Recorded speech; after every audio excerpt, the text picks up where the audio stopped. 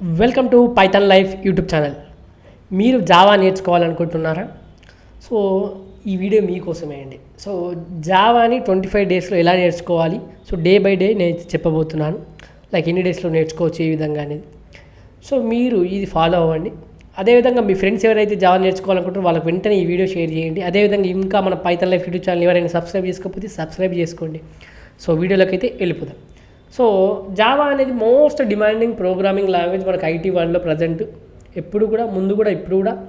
So మన statistical చూస్తే 7 to 8 million Java developers ఉన్నారట వరల్డ్లో మనకి.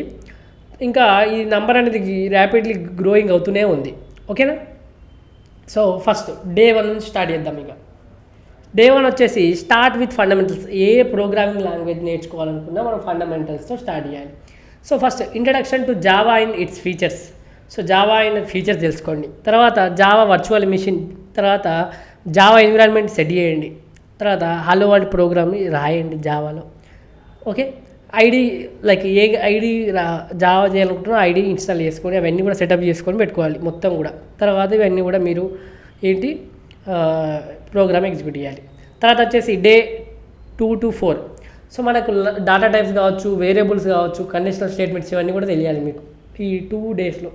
2, 3, 4 3 డేస్లో డే 2, డే 3, డే 4లో data types, variables, conditional statements, loops in Java, modifiers, operators, తర్వాత స్వాపింగ్ ఆఫ్ నంబర్స్ కావచ్చు, programs, simple programs, factorial, Fibonacci series, ఇవన్నీ ప్రోగ్రామ్స్ ఇంపార్టెంట్ అండి. సింపుల్గా ఉంటాయి, వచ్చేస్తాయి. సో ప్రాక్టీస్ చేస్తే సో ఇవన్నీ కూడా చేయాలి. తర్వాత వచ్చేసి day 5th to day 7th, 5th, 6th, 7th మనకు అరేస్, స్ట్రింగ్ గురించి తెలుసుకోవాలి. అరే అంటే ఏంటి, స్ట్రింగ్ అంటే ఏంటి, తర్వాత స్కోప్ ఆఫ్ వేరియబుల్స్ ఏంటి, తర్వాత టైప్ కన్వర్షన్ ఇన్ జావా ఎలా చేస్తాం, స్విచ్ స్టేట్మెంట్ ఇన్ జావా ఏంటి, ఇవన్నీ కూడా తెలుసుకోవాలి. తర్వాత వచ్చేసి డే 8 to 11. సో మనకు క్లాస్, ఆబ్జెక్ట్ అండ్ మెథడ్స్ గురించి తెలుసుకోవాలి. క్లాస్ అంటే ఏంటి, ఆబ్జెక్ట్ అంటే ఏంటి, ఏమేమి మెథడ్స్ ఉంటాయి జావాలో, మెథడ్ ఓవర్లోడింగ్ అంటే ఏంటి, మెథడ్ ఓవర్ రైడింగ్ అంటే ఏంటి, తర్వాత పారామీటర్ పాసింగ్ ఇన్ జావా అంటే తెలుసుకోవాలి. కన్స్ట్రక్టర్ అంటే ఏంటి జావాలో, సో ఇవన్నీ కూడా తెలుసుకోవాలి. తర్వాత వచ్చేసి డే 12 to డే 14 మనకు వచ్చేసింది చాలా చాలా ఇంపార్టెంట్ అయిన కాన్సెప్ట్, ఊప్స్ కాన్సెప్ట్.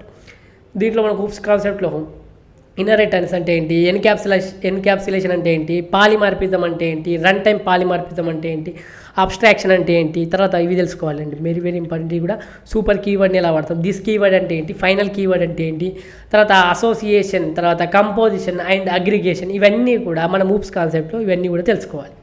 తర్వాత వచ్చేసి day 15 to day 18. So learn about interfaces, packages in Java.